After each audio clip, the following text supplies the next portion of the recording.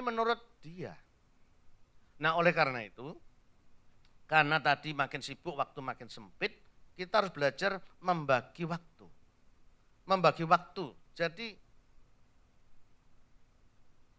ya masalahnya bukan how much, tetapi how well. Jadi waktu akan makin singkat, kita harus bagi waktu. Dan waktu itu 1 jam pun tidak akan habis dibagi 1000. Masih ada 0,001. Ya, masih ada. Jadi masalahnya bukan soal membagi waktu. Tetapi bagaimana waktu yang sudah kita bagi ini kita permutu. Misalnya karena anaknya 3. Dulu kalau mencium istri itu bisa berjam-jam. Wah ini anaknya 3. Baru mencium anaknya nangis lagi. Waduh. Bikin repot gitu ya. Baru mau cium lagi, dipukul dari belakang sama anaknya yang satu lagi. Ya enggak apa-apa, ciuman 1 menit tapi mesra betul.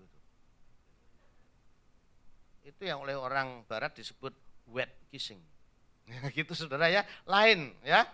Jadi mutunya yang betul-betul mesra walaupun 1 jam, walaupun setengah jam. Jadi bukan how much tapi how well. Nah untuk mutu inilah yang harus kita makin perhatikan. Tadi misalnya mau menyenangkan istri. Ini saya ada waktu cuma 10 menit. Tapi tadi tahu, karena dibelikan pakaian mewah malah marah. Tapi dipijit kok malah senang. Kalau pijit 10 menit cukup enggak? Kurang tetapi lumayan gitu. Dan ternyata cukup 1 menit memijat istri dan dia senang. Dia senang. Saya baru aja membaca buku seksualitas ya, suami istri ini sudah semuanya dewasa ya, kecuali Samuel. Tapi ada di luar ya. Bagaimana ya melakukan hubungan intim kan tidak selalu in the mood. Gitu. Tapi salah satu jalan keluarnya adalah ya kita lewat pijet-pijetan. Gitu. Jadi tidak harus ya hubungan intim tapi lewat pijet-pijetan. Tapi pengalaman suami istri yang tidak in the mood bersaksi, semula pijet-pijetan, akhirnya pijet plus. Nah ini saudara, jadi kita bagaimana membagi waktu tapi mempermutu waktu yang makin singkat itu. Nah salah satu contoh mungkin seperti di luar konteks, Wahyu 3:20. Ayat ini seringkali digunakan untuk penginjilan, ditujukan pada orang yang tidak Kristen. Tapi sebenarnya konteksnya malah untuk orang Kristen. Kitab Wahyu ini untuk orang Kristen, saudara. Wahyu 3:20. Yesus memberi teladan. Dia berkata begini, Wahyu 3:20. Lihat, aku berdiri di muka pintu dan mengetuk. Jikalau ada orang yang mendengar suaraku dan membukakan pintu, aku akan masuk mendapatkannya. Dan aku akan makan bersama-sama dengan dia dan ia bersama-sama dengan aku. Ini komunikasi Kristiani yang luar biasa. Tadi Norman Wright berkata apa? Komunikasi yang baik itu adalah bukan hanya to hear, tapi to listen, yaitu hearing with your eyes. Nah di sini Yesus mengatakan apa? Lihat, lihat, aku mengetuk pintu, lihat.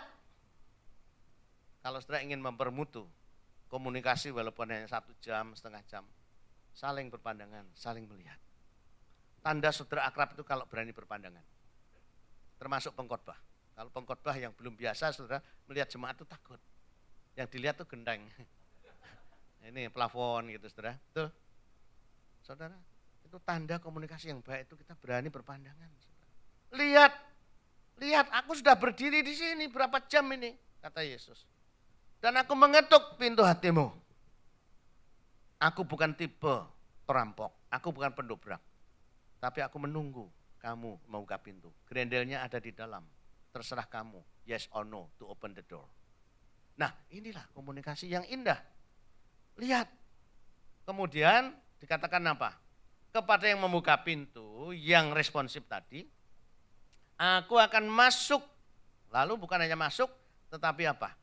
Makan bersama-sama dengan dia. Dan dia dengan aku. Ini artinya apa? Saling. Both-ways traffic. Saudara makan itu suku bangsa apa saja menunjukkan keakraban, betul? Orang Indian pun mereka makan-makan, ya. Apalagi Chinese, wah sudah, jangan tanya dah. Kalau ketemu sudah makan, nah gitu saudara. Kalau orang Inggris kan hanya how are you gitu, terserah kamu, artinya gitu saudara. Tapi kalau orang Cina sudah makan, ya gitu. Makan itu, wah, ya simbol ini. Relasi yang baik. Ya, kita harus tingkatkan seperti itu. Kemudian saya mau menjawab di sini konflik ya suami istri yang seringkali terjadi. Karena khotbah ini bukan ceramah, jadi saya membatasi hanya berapa ini, 4 kolom ya. Contoh ini sebagai contoh konflik suami istri yang seringkali terjadi dari pihak suami sebelah kiri. Aku kepala rumah tangga, kamu harus tunduk. Nah ini sudah kalau mulai begini ya. Istri, aku istrimu, bukan pelayanmu, apalagi kacung dan jongosmu. Enggak, kasihlah aku. Suami, ingat aku masih punya orang tua, aku mengasihi mereka juga. Ada enggak suami yang berkata begitu, diam-diam? Aku juga, kamu harus berlaku adil. Masih ada adik-adik yang harus biayanya dari saya. Kamu harus mendahulukan aku. Suami, aku yang cari uang, aku berhak menggunakan. Aku juga membantumu mencari nafkah. Kalau kamu pulang, siapa yang masak? Pulang tengah malam mintanya sayur dipanasin nggak makan-makan, blotrok, marah.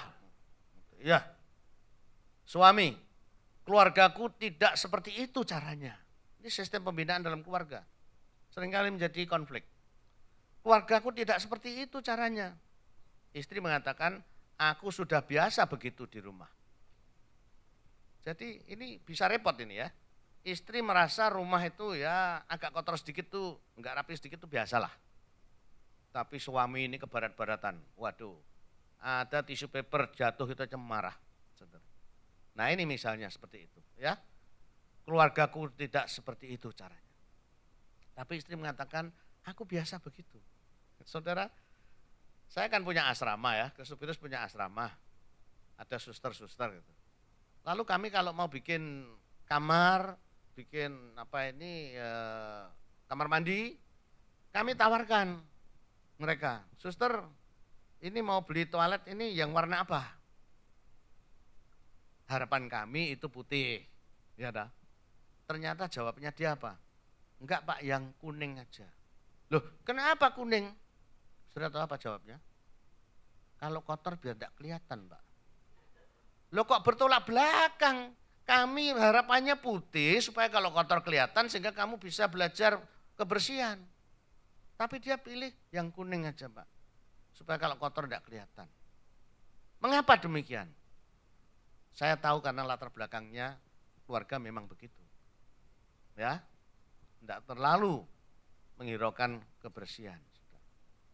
Nah, sekarang konflik yang sering kali terjadi antara mertua perempuan dan menantu perempuan, ini mitos atau betul sih?